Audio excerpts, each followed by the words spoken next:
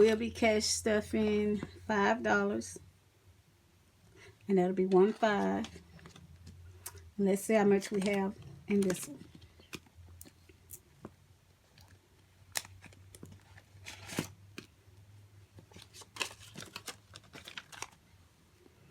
Okay, guys, for our mini Rubik Cube savings, we have, let's see,